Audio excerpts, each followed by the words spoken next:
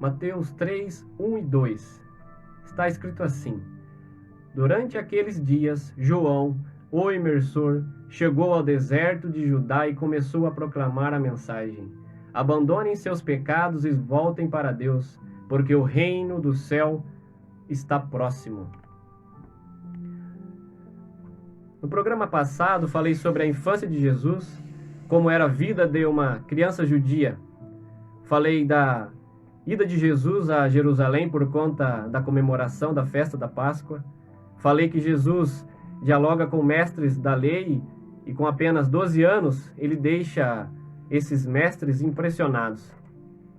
Em programas passados, falei que o anjo Gabriel apareceu a Zacarias e disse que ele e sua esposa Isabel teriam um filho. Zacarias já era de certa idade, Isabel era estéril. Mas a palavra do anjo se cumpre. Isabel engravida e depois nasce o menino. E Yohanan Mikve, ou João para nós brasileiros, João o imersor, João o batizador, ou simplesmente João Batista. Aprendemos também que Batista é um apelido que vem do termo baptismo, que é batizar. Então João batizava, colocaram esse apelido nele, João o Batizador, João o Batista. Glória a Deus. E no hebraico é Yohanan Mikve. No caso, nós sabemos que o texto ali, né, Jesus era um judeu, então toda a história se desenrola num ambiente ali, no caso judaico, ali em Israel, né? Então os nomes que a gente tem hoje em português é por causa da nossa língua para a gente aprender melhor, no caso, e conseguir ler, né? Naquele tempo, nos tempos de Jesus, existia os atalaias. O atalaia era um vigia, um sentinela. Ficava em torres de vigia, era responsável de anunciar novidades ao reino, tanto boas quanto ruins. Uma atalaia tinha como função avisar de quando o rei estava vindo. João foi uma espécie de atalaia, de avisador. João foi um revolucionário. João deixa sua vila, sua cidade, vai morar no deserto. Existia algo diferente de João. Ele era uma pessoa separada, consagrada. Obedecendo a ordem que Gabriel tinha dado à sua mãe Isabel, João não bebia bebida forte e nem vinho. No deserto, ele passa a se alimentar de mel silvestre e gafanhotos. O gafanhoto é um animal permitido pela lei de se comer, um dos poucos animais que salta. E ele, cumprindo todos esses pré-requisitos, ele se enquadra ali. João não sai fora de nenhum preceito da lei. João se vestia com roupas feitas de pelos de camelo. João era filho de sacerdote. Seus pais eram da tribo de Levi e ele tinha tudo para ser um sacerdote. Mas não foi assim. Um sacerdote comia as melhores comidas. A melhor parte dos animais oferecidos em sacrifício era para ele. Eles não comiam nada cozido. Era só carne assada. Os sacerdotes vestiam as melhores roupas, peças de linho fino. No peito havia ali um peitoril de pedras preciosas, diamante, esmeralda. Na cabeça, uma plaquinha de ouro. João vai para o deserto e passa a comer inseto. A roupa de João era feita de pelos de camelo, de animais. Por anos, esse sistema vinha sendo dessa forma. Deus havia se cansado. Deus se cansou dos sacrifícios, dos sangues de animais derramados, das pompas dos sacerdotes e das mentiras. João não fica nesse meio. Essa é a história.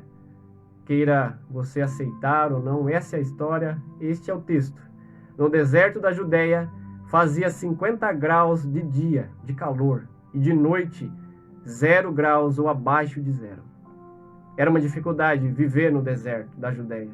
João passou um período da sua vida de adversidades, de dificuldades, recusou o conforto, recusou as ofertas, recusou o dinheiro fácil, as mentiras em nome da lei. Os israelitas acreditavam no poder da purificação da água. No dia da Páscoa, por exemplo, antes do jantar, eles tomavam 2 banhos. Quando o animal era levado para ser sacrificado ali no templo, era necessário dar um banho no animal. Nos tanques que havia ali no templo, eram 5. Um deles é bem conhecido, Tanque de Betesda.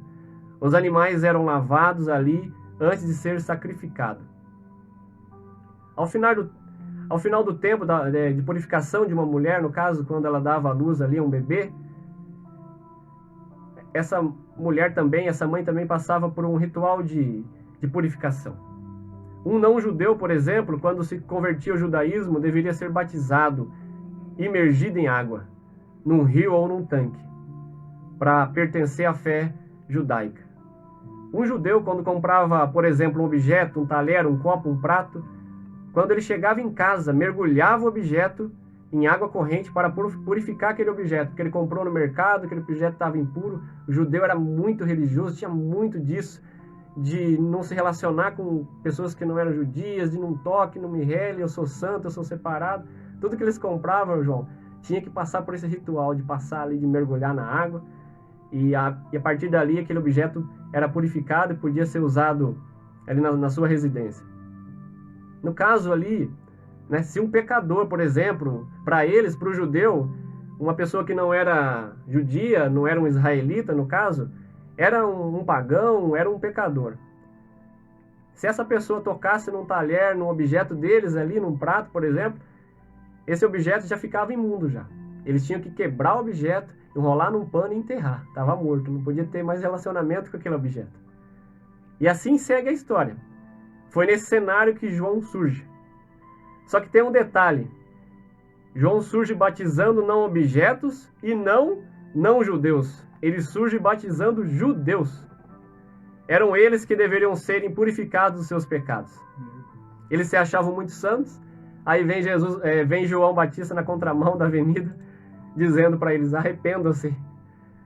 Naqueles dias surgem às margens do Rio Jordão João, o imersor, ou o Batista, enviado por Deus, pregando o batismo de arrependimento, para que as pessoas deixassem seus pecados e voltassem para Deus. E as suas palavras eram pesadas, eram duras. João dizia: abandone seus pecados e volte para Deus, porque o reino do céu está próximo. João é o homem mencionado por Isaías 40, versículo 3, que está escrito assim: uma voz clama, abram uma estrada no deserto para Adonai, para o Senhor, nivelem uma via para Deus, que todos os vales sejam aterrados, e todas as montanhas e colinas sejam rebaixadas, que os lugares acidentados sejam aplanados e as escarpas se tornem planas. Então a glória do Senhor será revelada, toda a humanidade em conjunto a verá, pois a boca do Senhor se pronunciou. A glória, segundo a profecia, só se manifestaria quando houvesse nivelamento. Deus, a partir dali, nivelaria muita coisa. O que estava embaixo seria trazido para cima, e o que estava em cima seria levado para baixo. Então, a partir de uma justiça, de um nivelamento, vem a glória de Deus. Onde há justiça, não tem como vir a glória de Deus. Vinham pessoas de Jerusalém, de Judá, de toda a região ao redor do Jordão. Essas pessoas vinham, confessavam seus pecados e eram por ele batizadas, imergidas, mergulhadas nas águas do Jordão. João pregava dizendo: após mim vem alguém mais poderoso do que eu. Não queria honra para si, sabia qual era o seu lugar, a sua posição no reino. Não sou digno nem mesmo de me curvar e desamarrar as correias das suas sandálias. Aquele que vem, eu não sou digno de me abaixar, desatar as correias das suas sandálias. Eu sou pequeno e ele é grande. Eu os batizo, mergulho em água, mas ele os batizará no Espírito Santo e no fogo. O que vem não batizará em água, mas no Espírito.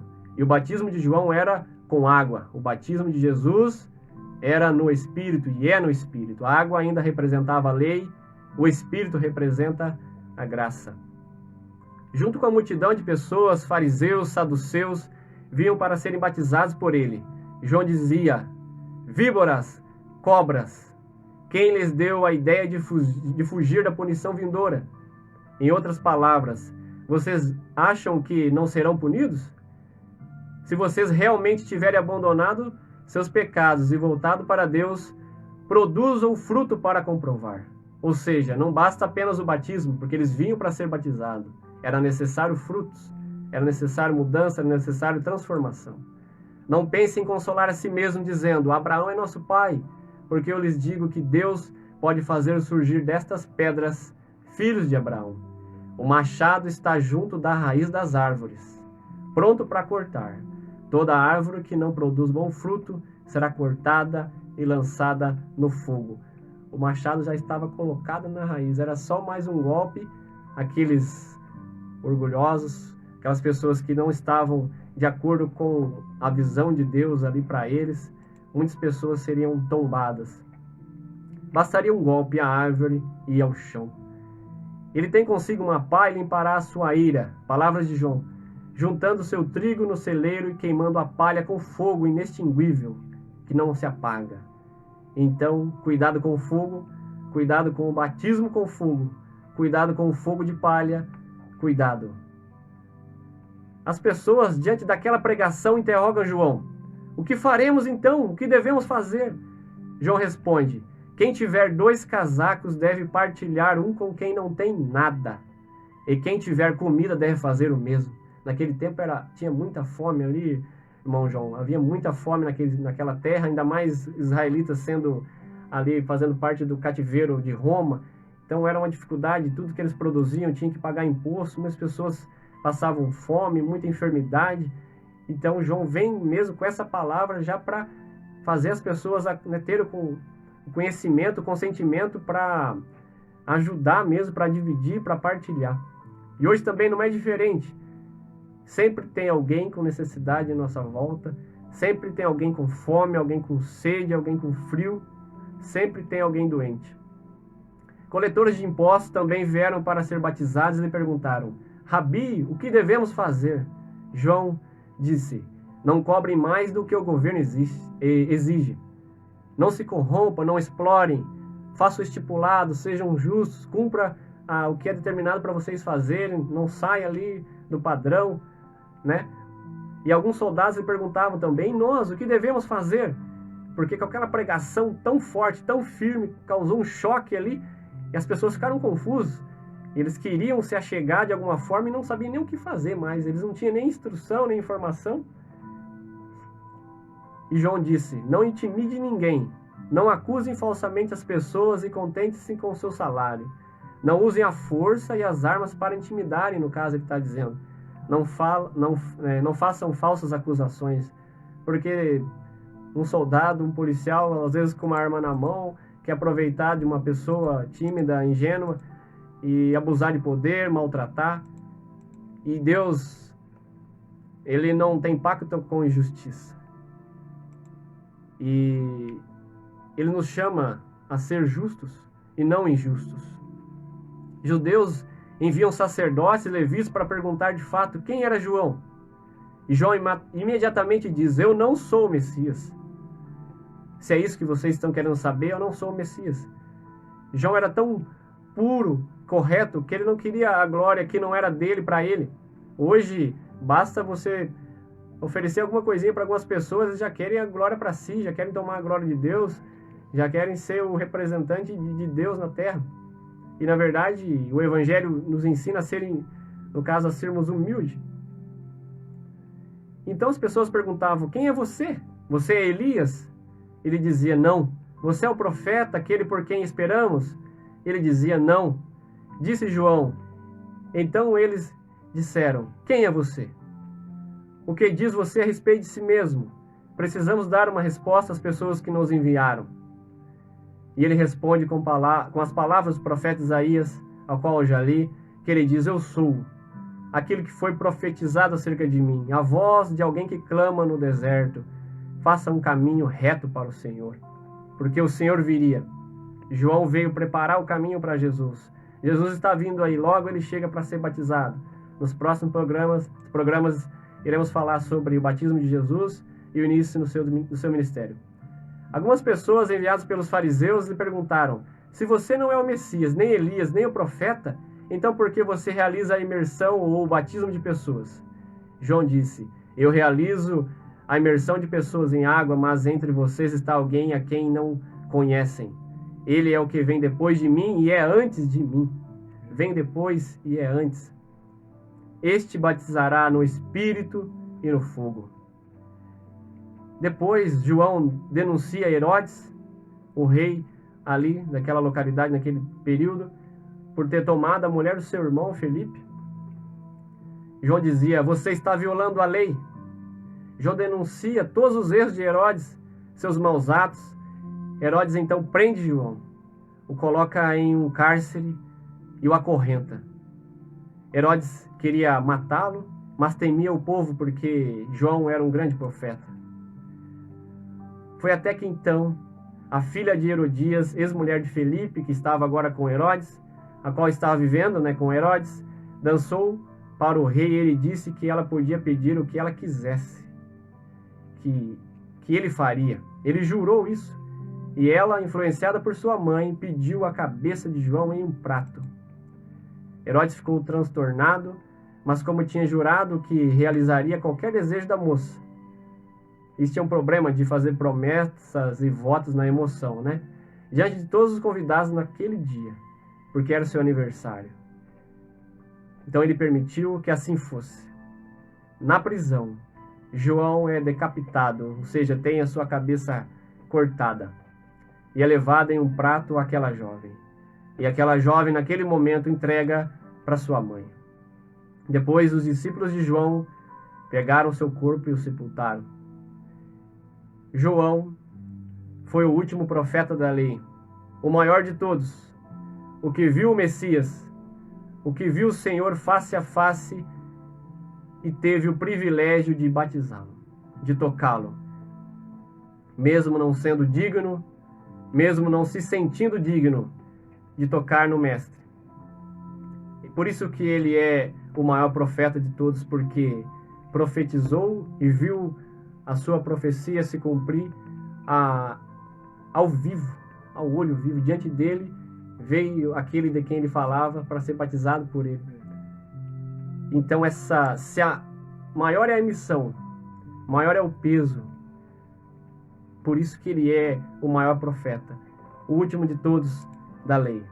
Depois disso veio Jesus, depois disso veio a graça, depois disso veio o Evangelho, depois disso veio as orientações de Paulo, de Pedro, de Tiago, dos demais apóstolos. Depois disso estamos nós aqui, ainda há 2000 anos depois, crendo, porque Jesus pregou, João pregou e foi morto. Muitos morreram, muitos sofreram para preservar essa palavra, preservar a pregação dessa palavra. E essa palavra nos alcançou um dia, mesmo que muito distante deste ocorrido lá atrás de 2000 anos, mas ela veio passando. É o poder da palavra, o poder da história, o poder da pregação, o poder da preservação da fé, do cuidado, do zelo, de sempre repassar a informação da melhor maneira possível. Este foi mais um programa Evangelho,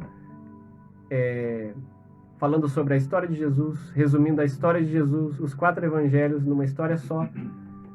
Mais para frente, vamos adentrar somente nos atos ali de Jesus, nos seus feitos, nos seus milagres. E aí eu acredito que cada dia vai se tornar mais interessante. Jesus vai evoluindo, inicia seu ministério às margens ali do rio, do lago da Galileia, chama os seus discípulos, multiplica o vinho, e aí ele só vai crescendo em poder, em graça, e só vai também se revelando.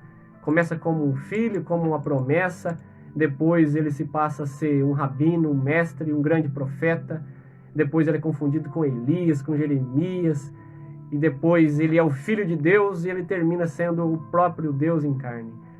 No decorrer das programações, iremos meditar cada dia um pouquinho sobre a história de Jesus. Até a sua morte e ressurreição, iremos aqui repassar o Evangelho. Para você que crê em Jesus, para você que crê no Evangelho, para você que quer saber mais, eu acho assim, uma programação muito interessante, porque é como se você estivesse lendo a Bíblia de uma forma resumida, organizada, tentando colocar ali as histórias de uma ordem, assim, tentar colocar o mais correto possível. E eu acredito que as pessoas que acompanham, tanto pela rádio quanto pelo Facebook, o vídeo fica depois também ali salvo, depois eu coloco ali no YouTube.